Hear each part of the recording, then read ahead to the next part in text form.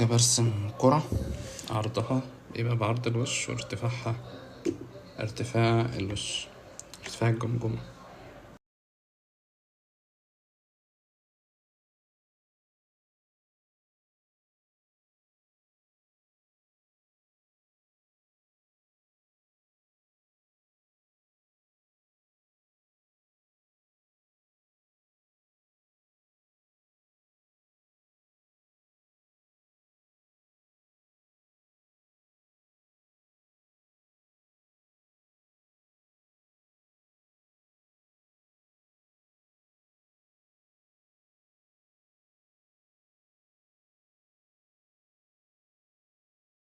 انت هتعمل ايه؟ انت هتنزل مسافة تحت عشان الأنف بصل لتحت، وتوصل النقطة دي اهي والنقطة دي، يبقى خط الأنف الجديد اللي هو تبع الريفرنس ده باصص لتحت، يبقى الأنف هتنزل تحت، يبقى ده خط الأنف.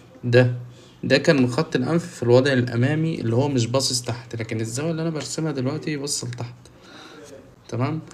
طالما خط الأنف بصت لتحت، يبقى خط الحاجب ينزل نفس المسافة لتحت اهو، نفس المسافة. تمام. بقى عندي خط الجديد فين؟ اللي هو ده خط الحاجب.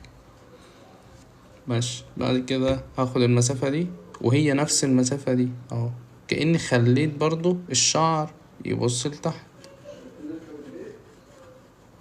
بقى عندي التلات مسافات دول قد بعض. الخط ده مش عايزه بقى، انتوا مركزين معايا في التلت اليمين، يعني المسافة دي كأنك مقسمها لتلات مسافات متساوية لحد خط السنتر اللي هو الخط ده، وهكذا الخط الشمال. هناخد بقى المسافة دي ننزل بقى مسافة الدقن. تمام اهو. يبقى شوف الدقن كانت هنا، لما الوش بص تحت نزل. بعد كده نوصل من هنا الجزء ده اهو، من نص الشريحة. شوف انا همشي مستقيم اهو، وصلت لنقطة معينة وبعد كده هلف. الجزء ده ماشي مستقيم اهو، هيوصل لنقطة معينة ويلف يروح فين؟ خط الدقن اللي هو ده، وهو ده خط الدقن.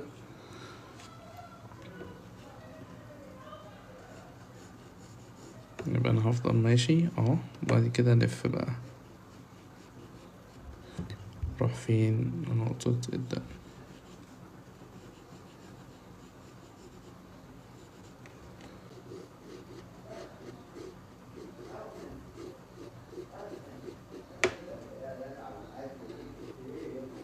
حاول ان انا اجيب من الخط ده صح الاول، وبعد كده اجيب من التاني ده يبقى سهل.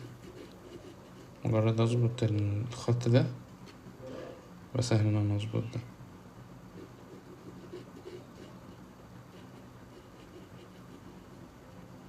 من هنا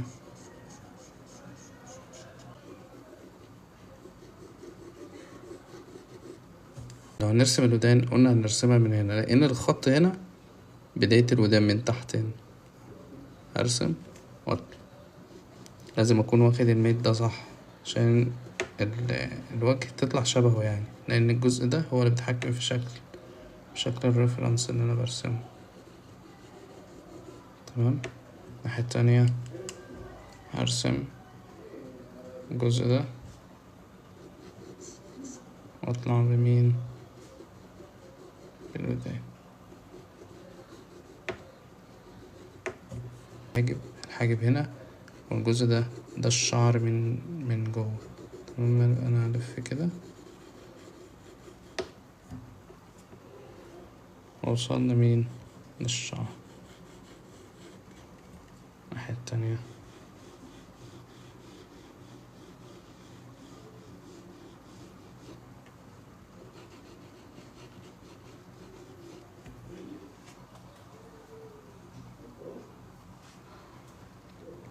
دي أصعب خطوة في رسم البورتريه. من برا الشعر ملوش علاقة بالدايرة من الناحية دي لأنه في الشريحة.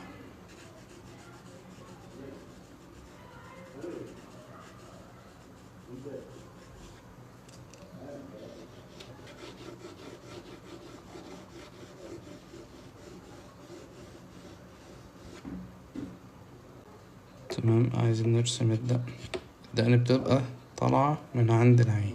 شايفين العين هنا؟ هنا بطلع الدقن، ودي هتبقى قصاد الناحية التانية.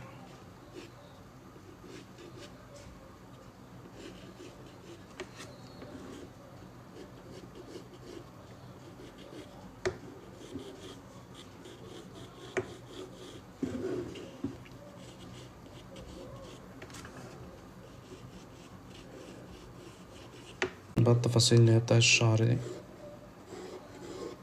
لازم اتعود ارسم التفاصيل مرة واحدة.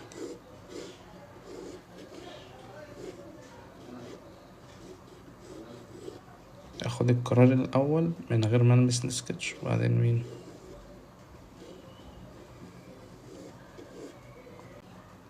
بص على الشعر جاي منين.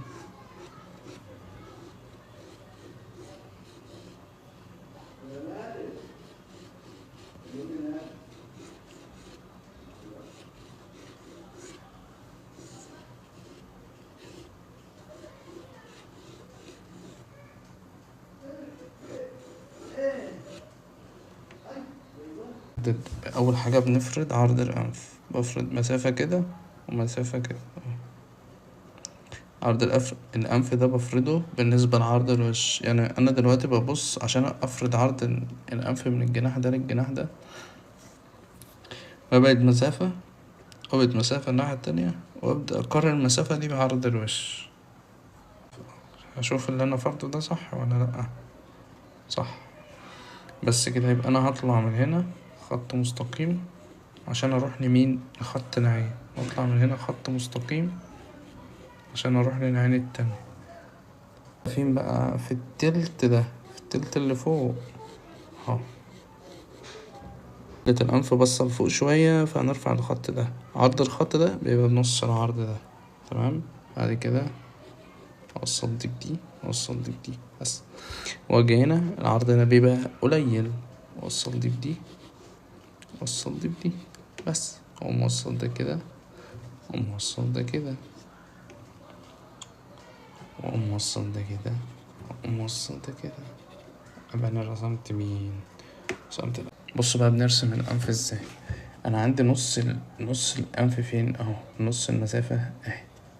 بعد كده انت النقطة دي فوق مش تحت، تمام. فالبداية الغضروف طالما تحت يبقى انت هتطلع فوق مسافة اهو، تبقى مسافة صغيرة يمين. بعد كده تبدأ تعمل فتحة، توصل نص المسافة دي، تمام. بعد كده تميل اهو، والف الجزء ده كده، تمام. واخلي خطوطي خفيفة في الجزء اللي هو تحت ده، بتظلل الجزء ده بس، الجزء اللي هو الغامق بس، مش هظلل كل اللي انا عامله ده، لا ده انا هظلل بس المنطقة دي غامق، تمام. هظللها تظليل خفيف اهو، احاول ان انا ادمج التظليل الغامق مع الفاتح، واعمل الفتحة الشمال نفس الفكرة. ولازم الارتفاع ده يكون قصاد الارتفاع ده.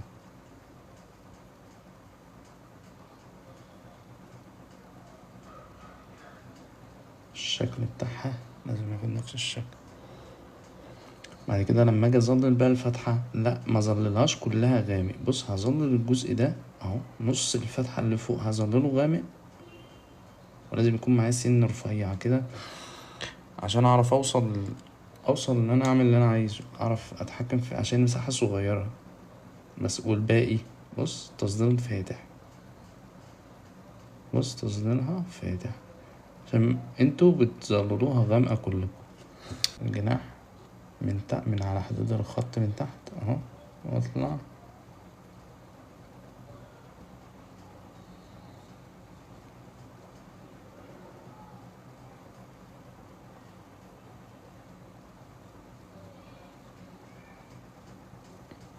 نفس الكلام.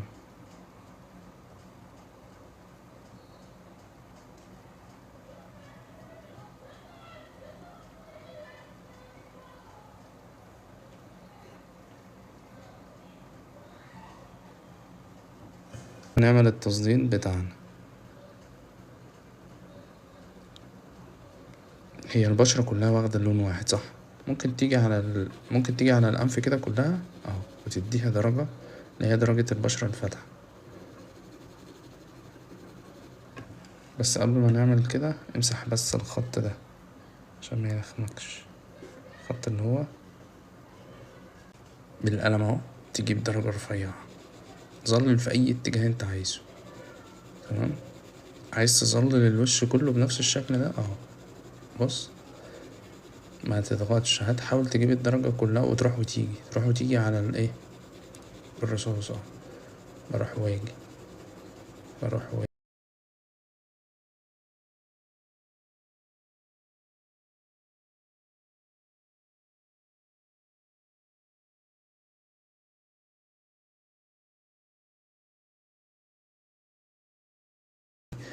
انت هتيجي هنا وتسيب حدود بس هنا خفيفة عشان الهايلايت بس، انعكاس الضوء في ريفليكشن هنا للضوء في هنا في الجزء ده، فانت هتسيبه. تمام اهو، كأنك بتسيب نص سنتي كده، نص ملي ما بين الحدود بتاعة الوش عشان تعرف تظل اهو، عشان ده ريفليكشن مش موجود في كل القلم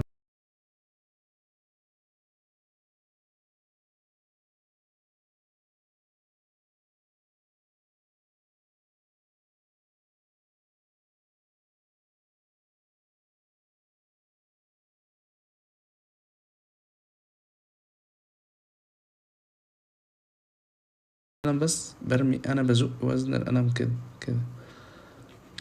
وممكن بص انا بظلل اصلا بالسن القلم، بص بسن القلم بس ما بضغطش، هو وزن القلم اللي بيظلل.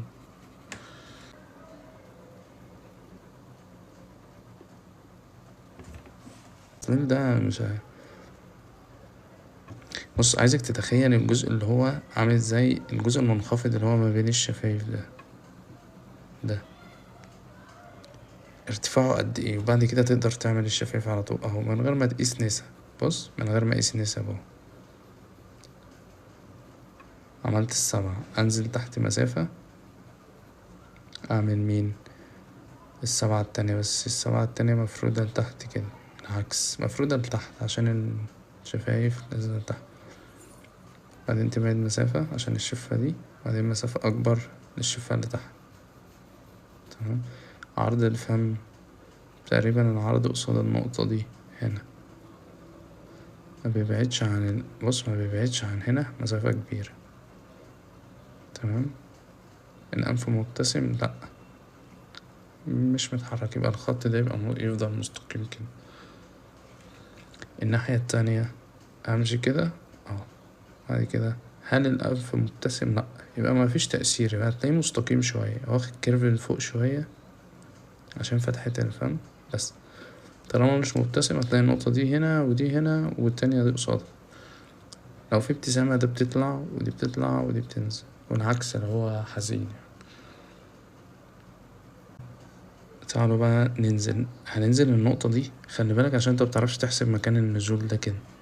بص كده، بص ده بالنسبة للفتحة فين، هو بالنسبة للفتحة تقريبا هنا اهو، يبقى مكانه صح.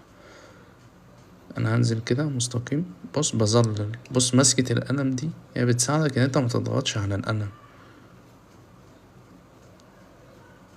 تانية،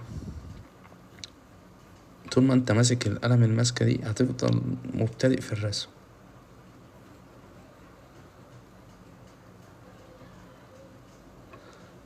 شوف الشفايف كلها تبقى تصدير، بس تصديرها غامق، خلي بالك تصدير الشفايف غامق لان درجة الشفايف لونها اغمق من درجة البشرة، فطبيعي لما انا هاجي الون كده زي ما كنت عمال اعمل هنا كده بظلل غامق اهو، بعد ظلل غامق.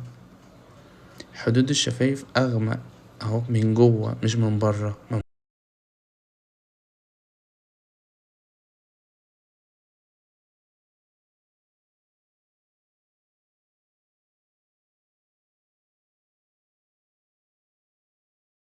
عمال اعمل درجة متوسطة ودرجة غامقة، فاضل الدرجة الفاتحة اعملها في الاخر. اعمل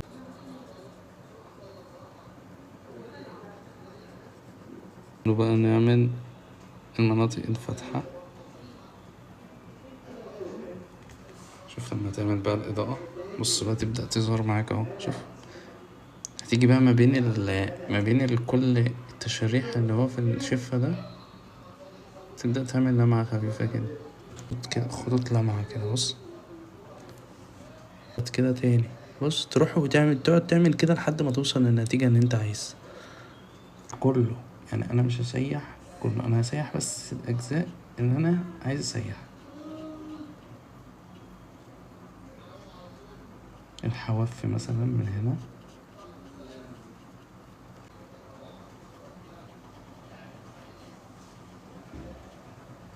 الجزء ده من جوه كده.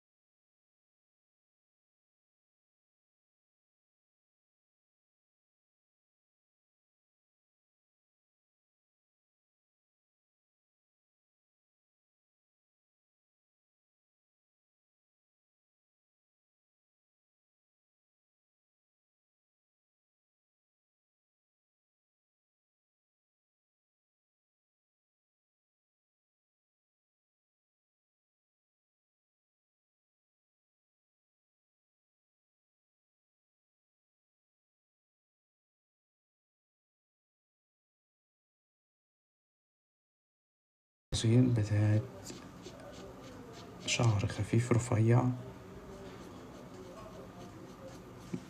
طالع من أماكن مختلفة، أطوال مختلفة، هما واخدين كده الاتجاه ده بس مش نفسه. يعني الشوية دول كده، دول طالعين لفوق شوية كده. يعني حاول إن انت متخليهمش كلهم يبقوا ماشيين في نفس. أنا هاخد ده كده قصاد دي هنا كده اهو، بعدين أبدأ أعمل الجفن اللي تحت الأول، أنزل